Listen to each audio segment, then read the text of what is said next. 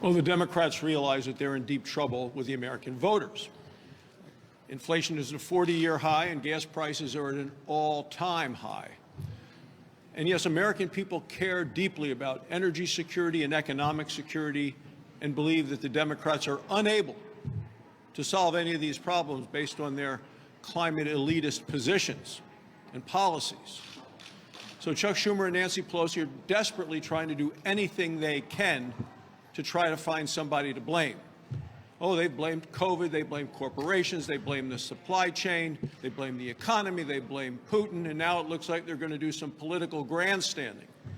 They claim they want to bring in some energy company executives so they can be used as political props to be lectured to and scolded.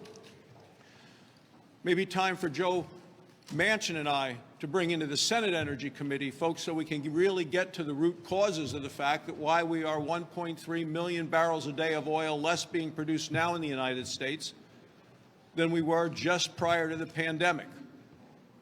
So we can hear the root causes of the fact that this administration is tying them up in red tape in terms of trying to use the leases.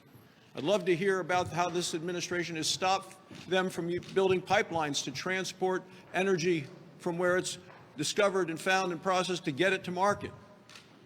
Want to hear how this administration has actively threatened banks from making loans to energy companies.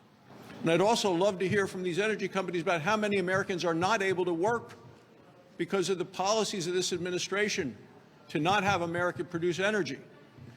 And then, of course, we can ask about the environmental standards of those who produce energy in the United States compared to the way energy is produced in Iran or in Venezuela, and what the environmental standards regarding the planet may be in those locations. I'd like to bring John Kerry in to hear from him how he thinks things are going, as he referred to what was happening in Ukraine and Russia. He didn't want it to be a distraction from his climate agenda, and how he was worried that Putin might not keep his climate commitments. And maybe we ought to have President Biden also tell the committee why it is that he has Venezuela and Iran on speed dial, but has calls blocked that come from Wyoming and energy-producing states. So clearly, Joe Biden has earned the title of the president of high gas prices.